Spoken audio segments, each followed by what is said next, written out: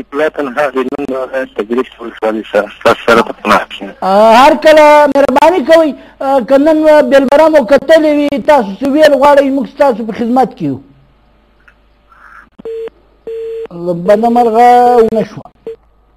نو دا چې ده وویلی چې ځان نشو ترې ژغورلی یا څنګه موږ دا وایو چې څنګه به ځان ترې ژغورو.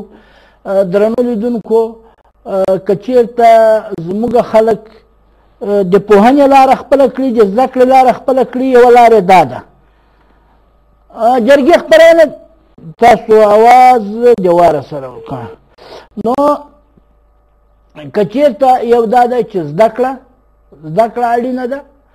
زموږ خپله کورنۍ زموږ خلک زموږ ولسونه باید د ښوونې د زده کړې لاره باندې برابر کړو. هغه نارینه او ښځینه ټول لوڼه او زامن د ښوونې په لاره باندې واچوو. د ښوونې لارې ته برابر کړو او د یوه روښانه راتلونکي لوري ته وهڅوو. او بله خبر دا ده چې زموږ ټولنه په یو کاروباري ټولنه به واړو. کله چې کاروباري ټولنه باندې واوښته یو لوستې ټولنه باندې واوښته بیا څوک هم نشي کولی چې د دوی په سر باندې یو ډول ته کاروبار وکړي او یو ډول ته د دوی ژوند له ستونزو سره خوندي کړي او یو ډول له ګواښ سره مخ کړي. نو اوس په همدې باندې خبره کوو. نو موږ دا ګڼو چې زموږ ولسونه په هغه کار باندې کوم کار چې دوی ته د دوی په مخ کې ده یا دوی کوي یا د دوی کار او کسب وي دوی په دې باندې ډېر ښه پوهېږي. ولې دغه خلک چې دي دغه خلکو خپله وړتیا ځکه نه ده ښودلې چې موږ ولیدل چې زموږ ولسونه وژل کېږي زموږ ولسونه ووژل شول زموږ هېواد وران شو زموږ دغه خلک له ستونزو سره مخ شو وکړېدل. نو دا که چېرته دا وایي چې دوی چېرته د پیل د یو کار د پیل او د پای باندې دوی غور کړی وی یا دغه د کار پیل او پای د دوی په لاس کې وی نو کېدای شوی چې زېږنده یې سمه وی بیا هم ځو یوه اړیکه اخلو. جرګې خپرونې ته په خیر څوک د کوم ځای نه مهرباني کوئ.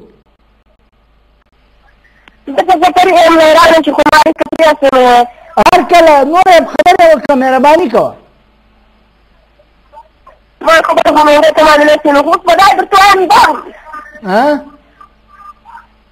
دا کارونه موږ باید څنګه پیدا کړو په دې اړه هم خبرې وکړو. کار کوم خو اسمانه نه رالېږي.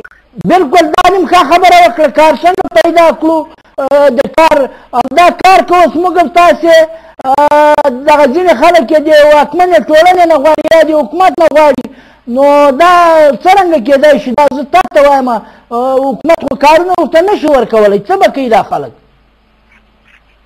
ګوره یوه خوا د حکومت لپاره کېږي یوه خوا دولت کېږي یوه خوا حکومت کېږي د دواړو خوا باید کار وشي.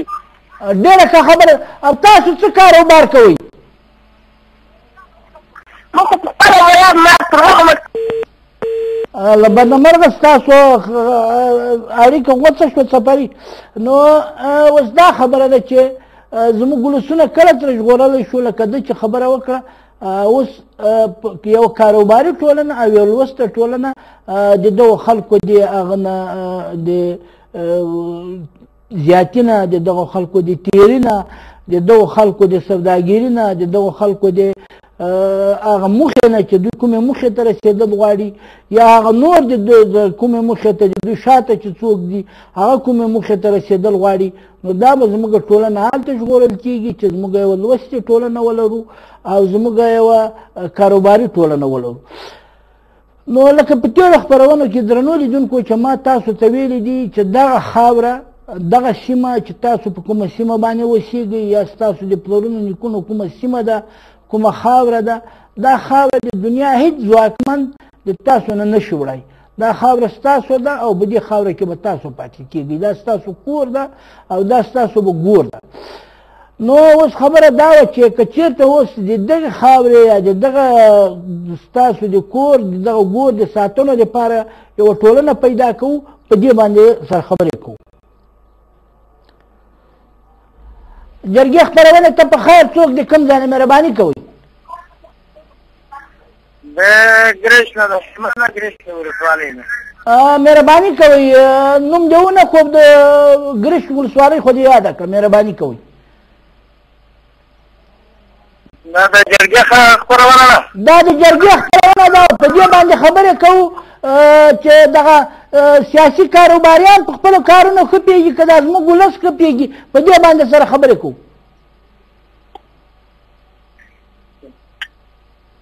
مهرباني کوئ.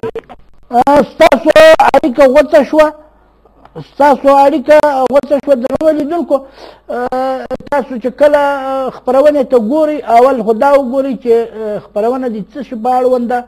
د خپرونې بیلبره چې په کوم باندې خبرې در سره کېږي هغه هم ستاسو په مخ کې ښکاره کېږي. بیا له هغه نه که وروسته ټلیفون وکړئ ستاسو کار به په سم ډول کېږي. جرګې خپرونې ته په خیر څوک د کوم ځای نه مهرباني کوئ؟ خوشحاله بابا جوړې طبیعت کیسه ده. ژوندي اوسېږئ مهرباني. بده مرغه ستاسو هغه نه پوهېږم ما تاسو ته وویله چې هغه یو ورځ مخکې ما تاسو سره یوه یادونه وکړه.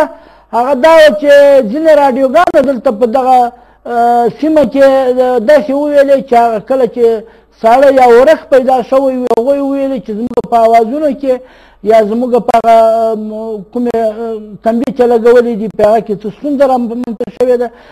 کیدای شي د ټلیفون ستونزه هم د هماغسې څه لامل وي.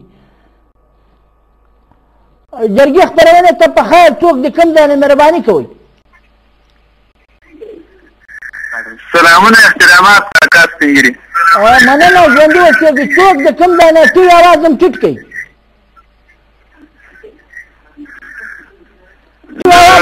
بادغیس ولایت بالامرغه ولسوالۍ نه. هر کله نوم د څه د ښاغلیه؟ ظفر. که ظفرخان اوس موږ په دې باندې خبرې کوو چې زموږ دا ولسونه په خپلو کارونو باندې ښه پوهېږي او که دا واکمنه ټولنه یا سیاسي مشران په خپلو کارونو ښه پوهېږي. ولا تاسو مشران نار ته روان دي چې د مشرانو موږ د ښه لارښوونه کولی بس موږ ورته ځو. خو دا د زه تاسو ته لارښوونه کوم چې تاسو زده کړه وکړئ او د خلکو له شر نه ځان خوندي کړئ. دا زه تاسو ته وایم. آفرین. زنده‌باد. همدغسې هدایت موږ ته ټول مشران وکړي بس موږ به ټولو په سمه لاره باندې خپل وطن به زموږ ورته برابر وي زموږ. او دا د اکا مېلمه لغماني د دغه یو هلیکاپټر یې غلطي لري. د هلیکاپټر مخکې دوه ټیرونه شاته یو وي، د مخکې دوه ټیرونه شاته یو دی. ستاسو دا وروستۍ خبرې مې باور وکړه که اورېدلې که یو ځلې بیا وکړئ زه پوه نه شوم. ستاسو په دې وروستیو خبرو باندې ظفرخانه ستاسو د خبرو نه یا ستاسو د اړیکې نه ډېره مننه. ستاسو مخکې خبرې مې واورېده ولې دا وروستۍ برخه مې وانه اورېده په بښنې سره چې زه په هغه باندې خبرې نه شم کولی. دلته نو بېرته خبره دا ما کوله چې موږ به د دې خلکو د لکه دا خاوره له موږ سره پاتې کېږي، دا ولسونه له موږ سره پاتې کېږي. خو که چېرته موږ خپل ولسونه دې ته تیار نه کړو د دې ژغورنې ته او د خپل ځان د خپلو بچو د ژغورنې ته تیار نه کړو نو زموږ ستونزه به لا هم اوږده وي او زموږ ولسونه به د دغو خلکو په منګل کې او دوی چې په هر چا خرڅول او هر ډول یې کارول او چېرته چې غونډې پرې جوړولې چېرته چې خبرې اترې پرې کولې دا د دوی خوښه ده. ولسونه به د دوی په وړاندې یو دومره ارزښت لري چې دوی تیاره یو خبره ورته راوړي او د دوی خبره ومني. که چېرته د دوی خبره ونه مني نو بیا هغه ده چې هغه زموږ د بل ګران لیدونکي خبره ده چې که بیا د دوی خبره ونه مني بیا نو هغه ده چې ژوند ته نیم ویره ګواښ ده او خپلې ټولنې ته نیم ګواښ ده.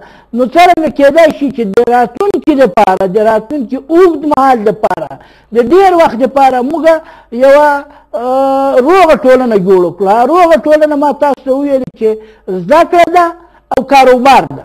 کله چې تاسو زده کړه وکړئ ستاسو په خپلو خپلوانو خپلو بچیانو خپلو لوڼو زامنو باندې په لوڼو زامنو باندې دواړو باندې زده کړه ونه کړئ او کاروباري ټولنه د خپلې ټولنې نه جوړه نه کړئ همداسې به دغه ټولنه د دوی په منګولو کې د دوی په لاس کې به وي او دوی به بیا څه کوي؟